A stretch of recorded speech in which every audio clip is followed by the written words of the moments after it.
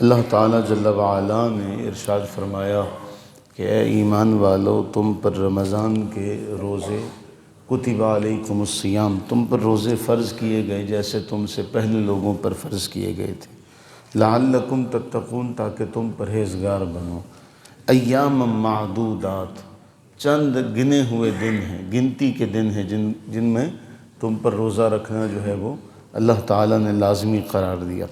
چند ایک مسائل اس حوالے سے بہت اہم ہیں، ہمارے معاشرے میں ان چیزوں کو لوگ جانتے نہیں ہیں۔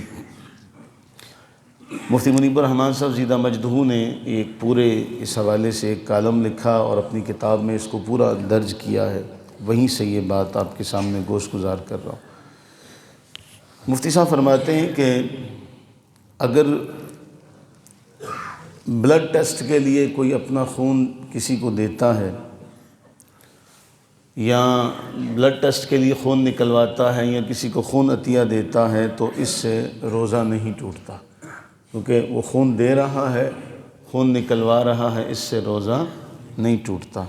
ہاں، اگر اتنی کمزوری ہے کہ خون دینے سے اس کو یہ شبہ ہے کہ جسمانی کمزوری لاحق ہو جائے گی اور وہ روزہ رکھنے کے قابل نہیں رہے گا، روزہ مکمل نہیں کر سکے گا، تو ایسی صورت میں وہ بلڈ دینے سے اجتناب کرے۔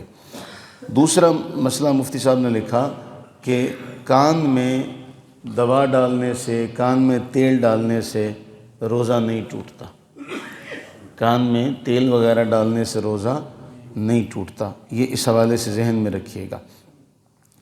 عام طور پہ لوگ یہ سمجھتے ہیں کہ کان میں دوا ڈالی تو اس سے روزہ ٹوٹ جائے گا، لیکن کان میں دوا ڈالنے سے، تیل ٹپکانے سے روزے کے اوپر کوئی اثر نہیں ہوتا۔ تیسرا مسئلہ اس حوالے سے یہ ہے کہ ہماری تحقیق کے مطابق، علماء اہل سنت میں جو محققین ہیں ان کے مطابق، آنکھ میں کسی قسم کی دوا ڈالی جائے گی تو اس سے روزہ فاسد ہو جائے گا۔ ہاں، بعض علماء یہ کہتے ہیں کہ اس سے بھی روزہ نہیں ٹوٹتا۔ دو باتیں ہیں، آنکھ میں، کان میں دوا ڈالنے سے روزہ نہیں ٹوٹتا، یہ متفق علیہ مسئلہ ہے، اس کے اوپر سب کا اتفاق ہے۔ کان میں دوا ڈالنے سے، آنکھ میں دوا ڈالنے کے بارے میں علماء کے دو گروہ ہیں۔ ایک گروہ یہ کہتا ہے کہ آنکھ میں دوا ڈالنے سے روزہ ٹوٹ جاتا ہے، ایک گروہ کہتا ہے کہ آنکھ میں دوا ڈالنے سے روزہ نہیں ٹوٹتا۔ جو یہ کہتے ہیں کہ آنکھ میں دوا ڈالنے سے روزہ ٹوٹتا ہے، اناٹمی کی روح سے وہ یہ کہتے ہیں کہ آنکھ اور معدے کا تعلق ہے، آنکھ اور معدے کا تعلق ہے، اس لیے آنکھ میں دوا نہیں ڈالنی چاہیے کہ آنکھ کا ذائقہ جو ہے، آنکھ میں کوئی چیز ڈالیں تو اس کا ذائقہ حلق میں محسوس ہوتا ہے، اس کے درمیان روٹ ہے، ایک منفذ ہے۔ لیکن دوسرے علماء یہ کہتے ہیں کہ اس سے روزے کے اوپر کوئی اثر نہیں پڑتا، آنکھ میں دوا ڈالی جائے تو۔ اب دو باتیں ہو گئی کہ ایک گروہ یہ کہتا ہے کہ آنکھ میں دوا ڈالنے سے روزہ ٹوٹتا ہے، ایک یہ کہتا ہے کہ نہیں ٹوٹتا۔ اسی طرح انجیکشن لگوانے کے حوالے سے علماء کی دو جماعتیں ہیں۔ ایک جماعت یہ فتویٰ دیتی ہے کہ انجیکشن لگوانے سے روزہ ٹوٹ جاتا ہے، دوسری یہ کہتی ہے کہ انجیکشن سے روزہ نہیں ٹوٹتا۔ مفتی منیب الرحمن صاحب اس حوالے سے لکھتے ہیں کہ جس بارے میں قرآن و حدیث میں واضح طور پر حکم موجود نہ ہو، صاف صریح حکم موجود نہ ہو، وہ مسئلہ اجتہادی کہلاتا ہے، اجتہاد کیا جاتا ہے اس کے اوپر۔ اجتہاد کے بارے میں جس عالم پر آپ کا اعتماد ہو، جس عالم کی رائے پر آپ کا جی چاہے تو آپ اس کی رائے کے اوپر عمل کر سکتے ہیں۔ دونوں طرف علماء کی جماعت ہے، اس لیے یہ مسئلہ علماء کے حوالے سے عوام الناس کے لیے ایک رعایت ہے کہ وہ آنکھ میں دوا ڈالیں تو بعض علماء کے نزدیک روزہ نہیں ٹوٹتا، تو اس رائے کو قبول کیا جائے۔ اسی طرح انجیکشن لگوانے سے روزہ نہیں ٹوٹتا، اس میں بھی علماء کی رائے کو قبول کیا جائے کہ جن کے نزدیک روزہ انجیکشن سے نہیں ٹوٹتا۔ پھر ایک اور بڑا اہم مسئلہ ہے، ہم نے سحری تازہ تازہ کی ہوتی ہے تو اس کے بعد یہ ہوتا ہے کہ تھوڑی تھوڑی دیر تک، یا جن لوگوں کا ہاضمہ ٹھیک نہیں ہوتا انہیں قے آ جاتی ہے۔